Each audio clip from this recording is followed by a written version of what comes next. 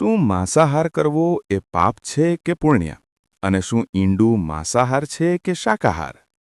આજના વિડીયોમાં આપણે જાણીશું કે આપણા શાસ્ત્રો આ વિષય પર શું કહે છે. માંસાહાર, શાકાહાર અને ઈંડાને લઈને સમાજમાં અલગ અલગ મત કેમ છે? એક એવું ઊંડું જ્ઞાન જેનાથી આજે પણ ઘણા લોકો અજાણ છે. તો વિડીયોને અંત સુધી જુઓ. ઘણા જૂના સમયની વાત છે, જ્યારે નગરો નાના હતા, જંગલો વિશાળ હતા અને જ્ઞાન પથ્થરોની ઇમારતોમાં નહીં, પણ ઝૂંપડીઓ અને વૃક્ષોની છાયામાં વસતું હતું. ગાઢ સાલ અને પીપળાના વૃક્ષોથી ઘેરાયેલા એક શાંત આશ્રમમાં સવારનો સમય હતો. આશ્રમમાં રહેતા શિષ્યો પોતાના દૈનિક કર્મો પૂરા કરી ચૂક્યા હતા. કોઈ પાણી ભરીને પાછું આવ્યું હતું, તો કોઈ યજ્ઞ માટે લાકડા એકઠા કરી રહ્યું હતું, અને કેટલાક શિષ્યો ગુરુની નજીક જમીન પર આસન જમાવીને બેઠા હતા. આશ્રમની વચ્ચે એક વૃદ્ધ સાધુ બેઠા હતા. તેમની આંખોમાં કઠોરતા નહીં, પણ ઊંડી શાંતિ હતી. વર્ષોનું તપ તેમના ચહેરા પર સ્પષ્ટ દેખાતું હતું. તે જ સમયે એક યુવાન શિષ્ય, જે અત્યાર સુધી મૌન બેઠો હતો, થોડો આગળ વધ્યો. તેના ચહેરા પર સંકોચ નહીં, પણ અંદર ચાલી રહેલા દ્વંદ્વની ઝલક હતી. શિષ્ય બોલ્યો, ગુરુદેવ, આજે મનમાં એક પ્રશ્ન થયો છે. સાધુએ આંખો ખોલી અને શાંત સ્વરે કહ્યું, પ્રશ્ન થવો એ જ મનુષ્યનો પહેલો ધર્મ છે. કહે. શિષ્યએ એક ક્ષણ અટકીને કહ્યું, ગુરુદેવ, માંસાહાર કરવો એ પાપ છે કે પુણ્ય? અને જો કોઈ વ્યક્તિ ભૂખથી વ્યાકુળ થઈને માંસ ખાઈ લે, તો શું તે પણ પાપ જ કહેવાશે? તેના શબ્દો પૂરા થતાં જ આશ્રમમાં સોપો પડી ગયો. સાધુ થોડીવાર સુધી મૌન રહ્યા, જાણે પ્રશ્નને નહીં, પણ પ્રશ્નની પાછળ છુપાયેલી પીડાને સાંભળી રહ્યા હોય. પછી તેઓ બોલ્યા, તે એક નહીં 2 પ્રશ્નો પૂછ્યા છે, અને બંને સરળ નથી. આટલું કહીને તેઓ ફરી મૌન થઈ ગયા. સાધુના મૌન સાથે જ શિષ્યોની અંદર જમા થયેલા વિચારો બહાર આવવા લાગ્યા. એક શિષ્ય, જે હંમેશા સંયમ અને તપની વાત કરતો હતો, તે બોલ્યો, ગુરુદેવ, શાસ્ત્રોમાં અહિંસાને પરમ ધર્મ કહ્યો છે. જીવની હત્યા કરીને ભોજન કરવું કેવી રીતે ધર્મ હોઈ શકે? બીજો શિષ્ય, જેની વિચારસરણી વધુ વ્યવહારિક હતી, તે તરત બોલ્યો, પરંતુ શાસ્ત્રો એમ પણ કહે છે કે આપત્તિના સમયે નિયમો શિથિલ થઈ જાય છે. જો પ્રાણ જ ન રહે તો ધર્મ કોણ નિભાવશે? ત્રીજો શિષ્ય બોલ્યો, ક્ષત્રિયોનો ધર્મ અલગ છે. તેઓ શિકાર કરે છે, યુદ્ધ કરે છે. શું તેઓ બધા પાપી છે? ચર્ચા ઉગ્ર બનવા લાગી. સાધુએ હાથ ઊંચો કરીને સંકેત કર્યો. તેઓ બોલ્યા, બસ, તમે બધા તર્ક કરી રહ્યા છો, પણ ધર્મ તર્કથી નહીં, વિવેકથી સમજાય છે. ઉત્તર મેળવવા માટે હવે તમારે એક કથા સાંભળવી પડશે. સાધુએ પોતાની દ્રષ્ટિ દૂર જંગલ તરફ નાખી અને બોલ્યા, આ કથા એ સમયની છે, જ્યારે જંગલો આજથી પણ વધુ ગાઢ હતા. એક જંગલમાં એક મહાન ઋષિ રહેતા હતા. તેઓ તપસ્વી હતા, અહિંસાના પાલનહાર હતા. તેમની સાથે કેટલાક યુવાન શિષ્યો પણ રહેતા હતા. તેઓ ફળ, કંદમૂળ અને જળ પર જીવન ગુજારતા હતા. એક વર્ષે તે જ જંગલમાં ભયંકર દુકાળ પડ્યો. વરસાદ થયો નહીં, ફળ સુકાઈ ગયા, કંદમૂળ મળવું મુશ્કેલ થઈ ગયું. દિવસો વીતતા ગયા, શિષ્યોના ચહેરા કરમાવા લાગ્યા, શરીર દુર્બળ થવા લાગ્યા. એક શિષ્ય ગભરાઈને બોલ્યો, ગુરુદેવ, અમારું શરીર સાથ નથી આપી રહ્યું.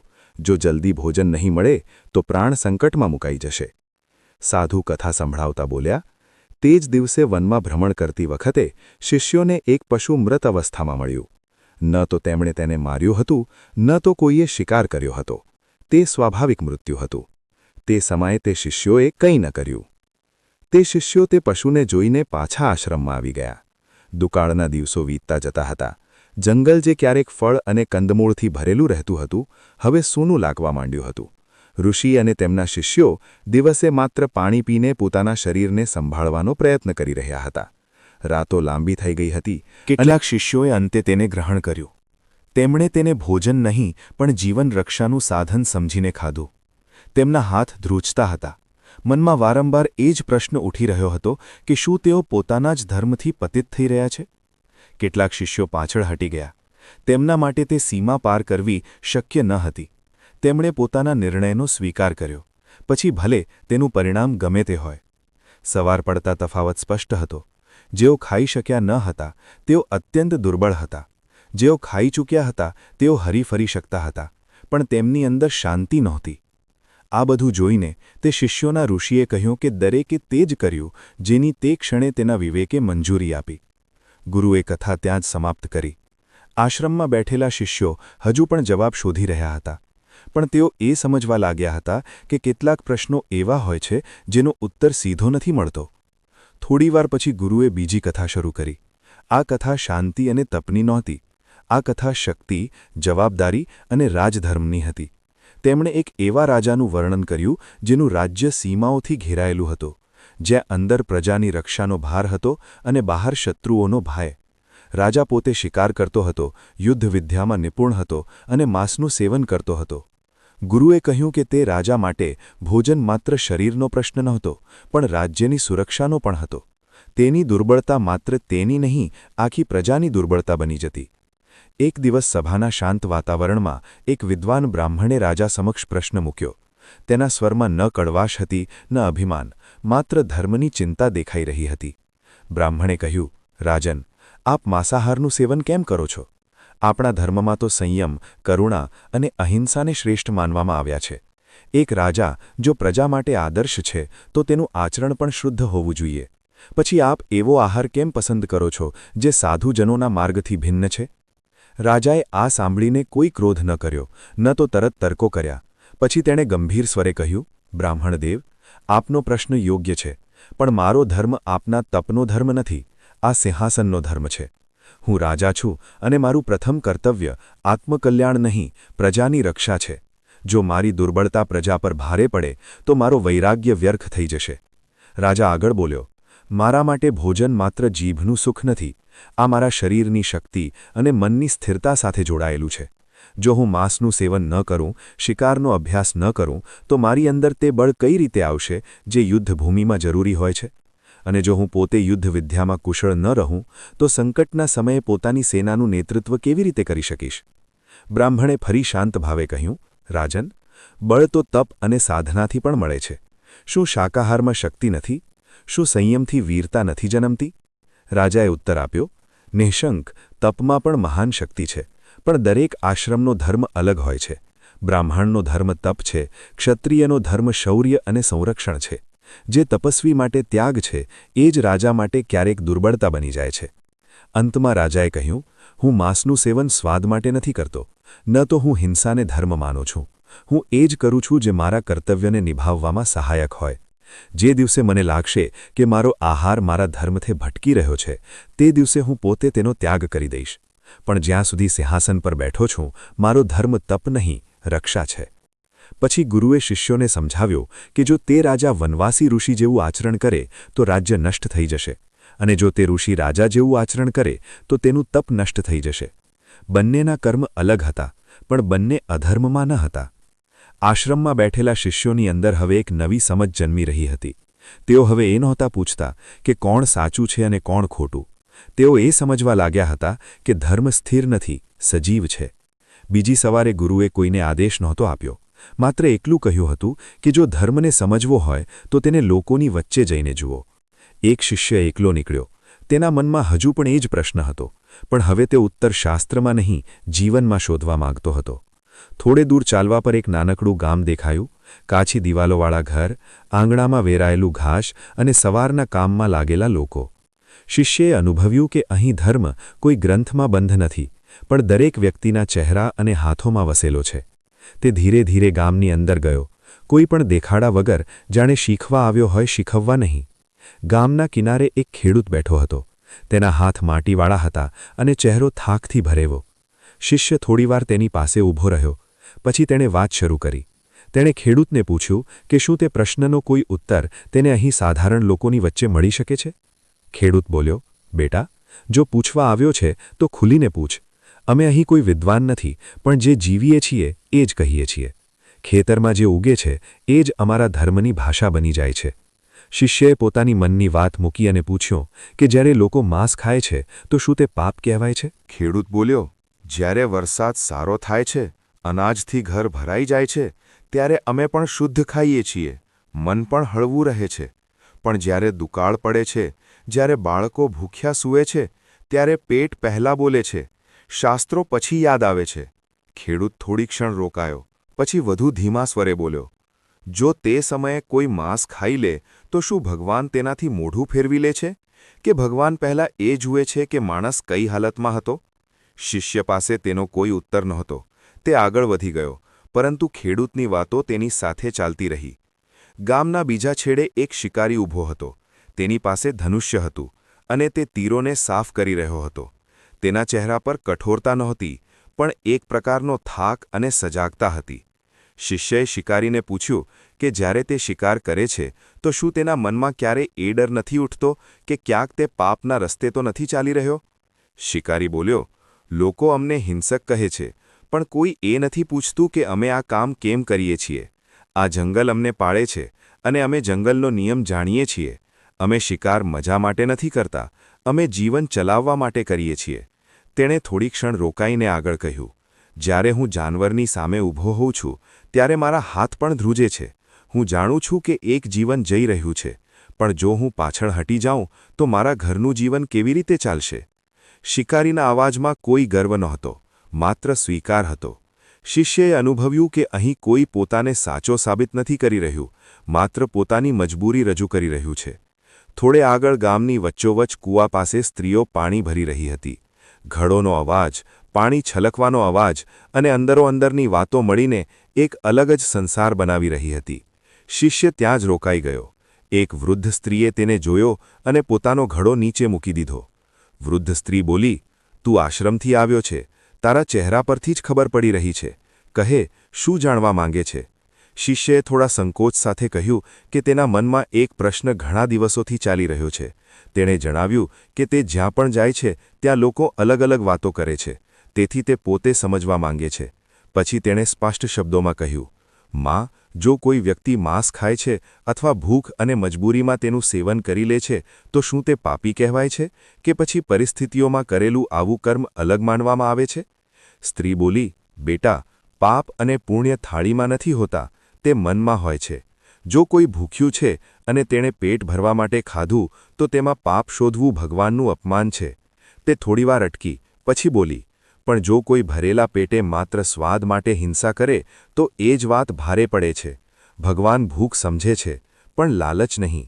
શિષ્યને લાગ્યું જાણે કોઈએ તેની અંદરની ગાંઠ ખોલી નાખી હોય. જ્યારે તે આશ્રમ તરફ પાછો ફર્યો ત્યારે તેના પગ હળવા હતા.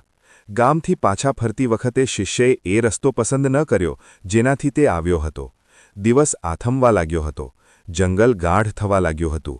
વૃક્ષોની છાયા લાંબી થતી જતી હતી અને રસ્તો ધીમે ધીમે ઓળખાઈ રહ્યો નહોતો. શિષ્યએ પહેલાં આને સાધારણ ભ્રમ સમજ્યો, પણ થોડા જ સમયમાં તેને અહેસાસ થઈ ગયો કે તે ભટકી ગયો છે.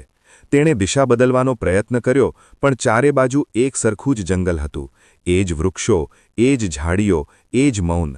પહેલી રાત તેણે ભોજન વિના વિતાવી. શરીરે સાથ આપ્યો, કારણ કે હજુ તેમાં ગામની રોટલીની શક્તિ બાકી હતી. પણ બીજી રાત સુધી આવતા આવતા શરીરે સંકેત આપવા માંડ્યા. પગ ભારે લાગવા માંડ્યા, માથું ભમવા લાગ્યું. ત્રીજા દિવસે ચાલતી વખતે તેનો પગ એક પથ્થર સાથે અથડાયો અને તે પડી ગયો. ઘૂંટણમાંથી લોહી વહેવા લાગ્યું. તે ઉઠ્યો, પણ ચાલ પહેલાં જેવી ન રહી. ભૂખ હવે માત્ર પેટમાં નહોતી, તે વિચારોમાં ઉતરી ચૂકી હતી. દરેક પગલે સાથે તે એ જ પ્રશ્ન દોહરાવવા લાગ્યો, પાપ શું છે, પુણ્ય શું છે, અને શું જીવનથી મોટો કોઈ નિયમ હોય છે? એ સાંજે જ્યારે સૂર્ય અસ્ત થવાનો હતો તેને થોડે દૂર એક મરેલું પશુ દેખાયું. કદાચ કોઈ બીજા શિકારીએ છોડેલું અથવા સ્વાભાવિક મૃત્યુ. શિષ્ય ત્યાં જ રોકાઈ ગયો. તેના પગ આગળ ન વધ્યા. મન જાણે બે ભાગમાં વહેંચાઈ ગયું. એક તરફ આશ્રમ, ગુરુ, શાસ્ત્ર, સંયમ, બીજી તરફ ખેડૂતનો ચહેરો, શિકારીનો થાકેલો અવાજ, વૃદ્ધ સ્ત્રીની વાત. તે ત્યાં જ બેસી ગયો. હાથ ધ્રુજતા હતા, પેટમાં ચૂંક આવતી હતી. તેણે મનોમન કહ્યું, જો ખાધું તો શું હું પતિત થઈ જઈશ? અને જો નહીં ખાધું તો શું એ જ ધર્મ છે કે દેહને અહીં જ છોડી દઉં? ઘણીવાર પછી તેણે નિર્ણય લીધો. તે નિર્ણય સાહસનો, તે વિદ્રોહનો. તેણે માંસને ભોજન ન સમજ્યું. તેણે જીવનની જેમ ગ્રહણ કર્યું. ન આનંદ હતો, ન તૃપ્તિ, માત્ર જીવિત રહેવાની એક શાંત કોશિશ. એ રાત્રે તે રડ્યો નહીં, પણ સૂઈ પણ ન શક્યો. બીજા દિવસે તે ચાલ્યો, ધીરે લથડતા પગે. શરીર બચી ગયું હતું, પણ મન ભારે હતું. ઘણા દિવસો પછી તે કોઈક રીતે આશ્રમ પહોંચ્યો. તેનો ચહેરો બદલાયેલો હતો. આંખોમાં પહેલાં જેવી ઉત્સુકતા નહોતી, પણ ઊંડાણ હતું. ગુરુ તેને જોતા જ સમજી ગયા કે કંઈક બન્યું છે. તેમણે કોઈ પ્રશ્ન ન કર્યો, માત્ર તેને બેસવાનો સંકેત આપ્યો. પછી શિષ્યએ બધું કહી દીધું. શિષ્ય બોલ્યો, ગુરુદેવ, આપના કહેવા પર હું ગામ ગયો હતો. હું એ સમજવા માંગતો હતો કે ધર્મ માત્ર ગ્રંથોમાં જ રહે છે કે લોકોના જીવનમાં પણ. ત્યાં મેં અલગ અલગ લોકો સાથે વાત કરી. દરેક વ્યક્તિએ પોતાની સ્થિતિ અનુસાર મને ઉત્તર આપ્યો. તે થોડી ક્ષણ રોકાયો. પછી આગળ બોલ્યો, એક ખેડૂત મળ્યો. તેણે કહ્યું કે જ્યારે ખેતરો પાક આપે છે ત્યારે સંયમ સરળ હોય છે, પરંતુ જ્યારે દુકાળ પડે છે ત્યારે ભૂખ સૌથી પહેલાં બોલે છે. તેણે કહ્યું કે મજબૂરીમાં કરેલું કર્મ ભોગથી કરેલું કર્મ નથી હોતું. પછી મને એક શિકારી મળ્યો. તેણે કહ્યું કે તે શિકાર આનંદ માટે નથી કરતો, પણ એટલા માટે કરે છે જેથી તેના ઘરના લોકો જીવતા રહી શકે. તેણે જણાવ્યું કે દરેક શિકાર સમયે તેના હાથ પણ ધ્રુજે છે, પરંતુ પાછળ હટવાનો અર્થ તેના પરિવારની ભૂખ થાય છે. શિષ્યએ શ્વાસ લીધો અને આગળ કહ્યું. પછી મને એક વૃદ્ધ સ્ત્રી મળી. તેણે કહ્યું કે પાપ અને પુણ્ય ભોજનમાં નહીં, મનની નિયતમાં હોય છે. જો કોઈ ભૂખ્યું છે અને ખાઈ લે છે તો ભગવાન તેને નથી ઠુકરાવતા. તે થોડીવાર ચૂપ રહ્યો. પછી બોલ્યો, ગુરુદેવ, આ બધી વાતો સાંભળીને હું પાછો ફરી રહ્યો હતો, પરંતુ રસ્તામાં હું ભટકી ગયો. દિવસ આથમી ગયો, જંગલ ગાઢ થઈ ગયું અને શરીર ધીમે ધીમે મારો સાથ છોડવા લાગ્યું. તેની આંખો નીચી ઝૂકી ગઈ. શિષ્ય બોલ્યો, ભૂખ હવે માત્ર પેટમાં નહોતી, પગ ધ્રુજતા હતા, માથું ભારે હતું. હું ચાલી તો રહ્યો હતો, પણ દરેક ડગલું બોજ બનતું જતું હતું. તે થોડી પળો રોકાયો, જાણે શબ્દો એકઠા કરી રહ્યો હોય. પછી તેણે કહ્યું, તે જ સમયે મને જંગલમાં એક મરેલું પશુ દેખાયું. મેં તેનો શિકાર નહોતો કર્યો ગુરુદેવ, તે પહેલેથી જ મૃત હતું. હું ઘણીવાર સુધી ત્યાં બેસી રહ્યો. તેની અવાજ હવે ધીમો થઈ ગયો હતો. મારા મનમાં એ જ પ્રશ્ન ચાલી રહ્યો હતો, શું આ પાપ હશે? શું અહીં જ રોકાઈ જવું ધર્મ હશે કે જીવન બચાવવું અધર્મ? તેણે માથું ઝુકાવીને કહ્યું, અંતે મેં મારો જીવ બચાવવા માટે તે મરેલા પશુના માંસનું સેવન કરી લીધું. મેં તેને સ્વાદની જેમ નહોતું ખાધું, મેં તેને એવી રીતે ખાધું જાણે કોઈ ડૂબતો માણસ શ્વાસ લે છે. શિષ્ય ચૂપ થઈ ગયો. તેની અવાજમાં ધ્રુજારી નહોતી. ગુરુએ ત્યારે પણ એ ન પૂછ્યું કે તેણે શું ખાધું. તેમણે માત્ર એટલું પૂછ્યું કે જ્યારે તે કર્મ કર્યું ત્યારે તારા મનમાં શું હતું? શિષ્યએ ઉત્તર આપ્યો, ભય નહોતો, લાલચ નહોતી, બસ જીવનની ઈચ્છા હતી. ગુરુએ માથું હલાવ્યું. તેમણે કહ્યું, તું ઉત્તર શોધવા ગયો હતો. ઉત્તર ન મળ્યો, પણ તે દૃષ્ટિ મેળવી લીધી. ગુરુ બોલ્યા, જો તે આનંદથી ખાધું હોત તો પ્રશ્ન રહેત, પણ તે વિવશતામાં કર્યું અને મનને કઠોર ન થવા દીધું. તેઓ થોડીવાર રોકાયા. પછી બોલ્યા, ધર્મ એ નથી જે દેહને તોડી નાખે, ધર્મ એ છે જે મનને ક્રૂર ન બનાવે. મિત્રો, વાર્તા અહીં સમાપ્ત થાય છે, પરંતુ પ્રશ્ન અહીં પૂરો નથી થતો. મિત્રો, શું માંસ ખાવું એ પોતાનામાં પાપ છે કે પુણ્ય? આનો ઉત્તર કોઈ એક શબ્દમાં નથી આપી શકાતો, કારણ કે ધર્મ થાળીમાં નથી બેઠો હતો, તે મનમાં બેઠો હોય છે. જે કર્મમાં લાલચ છે, સ્વાદ છે અને માત્ર જીભની ખુશી છે, ત્યાં પ્રશ્ન ઉઠવો સ્વાભાવિક છે. જો કોઈ વ્યક્તિ માંસ માત્ર સ્વાદ માટે ખાય છે, જ્યારે તેની પાસે અનાજ છે, ફળ છે, દાળ છે, શાકભાજી છે, જ્યારે તે જાણે છે કે તેનું જીવન તેના પર નિર્ભર નથી, ત્યારે તે કર્મ માત્ર આવશ્યકતા નથી રહેતું, તે ભોગ બની જાય છે. અને ભોગ જ્યારે કોઈ બીજા જીવની હિંસા પર ટકેલો હોય તો તે પ્રશ્ન ઊભો કરે છે. મિત્રો, આજના સમયમાં લોકો કહે છે કે શરીરનું બળ વધારવા માટે માંસ જરૂરી છે. આ વાત અડધી સાચી અને અડધી સુવિધાજનક છે. સત્ય એ છે કે બળ માત્ર માંસથી નથી આવતું. બળ આવે છે સંતુલિત આહારથી, અનુશાસનથી, શ્રમથી અને સંયમથી. આજે આપણી પાસે દૂધ છે, દહીં છે, ઘી છે, ફળ છે, સૂકો મેવો છે, દાળ છે, અનાજ છે. આજે વિજ્ઞાન પણ કહે છે કે શરીરને શક્તિ આપવા માટે માત્ર એક જ માર્ગ નથી હોતો. તેમ છતાં જો કોઈ વ્યક્તિ માત્ર સ્વાદ કે સુવિધા માટે માંસને પસંદ કરે છે તો તેણે આ પ્રશ્ન પોતાને પૂછવો જોઈએ, શું આ આવશ્યકતા છે કે આદત? મિત્રો, અહીં એક વાત બીજી સમજવી જરૂરી છે. ઈંડું ખાનાર વ્યક્તિ પણ માંસાહારી જ માનવામાં આવે છે, કારણ કે ઈંડું કોઈ ઝાડ પર લાગતું ફળ નથી, તે પણ જીવનની સંભાવના સાથે જોડાયેલું છે. એટલે એમ કહેવું કે હું માંસ નથી ખાતો, માત્ર ઈંડું ખાઉં છું, ધર્મના સ્તરે કોઈ બહુ મોટો તફાવત નથી બનાવતું. જો કોઈ વ્યક્તિએ જાણ્યા પછી પણ કે તેની પાસે બીજા રસ્તા છે, માત્ર સ્વાદ માટે હિંસાને પસંદ કરે છે, તો તેણે પોતાને પ્રશ્ન કરવો જોઈએ, કારણ કે ધર્મનો સૌથી પહેલો દરવાજો બીજા પ્રત્યે સંવેદનાથી ખુલે છે. મિત્રો, આ વાર્તા તમને એમ નથી કહેતી કે જે માંસ ખાય છે તે પાપી છે અને જે નથી ખાતો તે પુણ્યાત્મા છે. વાર્તા માત્ર એટલું કહે છે કે દરેક કર્મનો ભાર તેના ભાવ પર ટકેલો હોય છે. તો હવે પ્રશ્ન તમને છે, શું માંસ ખાવું પાપ છે કે પુણ્ય? કે પછી પાપ અને પુણ્ય આપણી નિયત અને આવશ્યકતામાં છુપાયેલા છે? જો આ વાર્તા અને જાણકારી તમને સારી લાગી હોય તો લાઇક જરૂર કરજો. કોમેન્ટમાં જણાવો કે તમારા મુજબ માંસ ખાવું પાપ છે કે પુણ્ય. આ વિડીયોને તમારા મિત્રો સાથે શેર કરો અને અમારી ચેનલ પર નવા છો તો ચેનલ ધર્મવાસ્તુને સબસ્ક્રાઇબ કરવાનું ભૂલતા નહીં. ધન્યવાદ.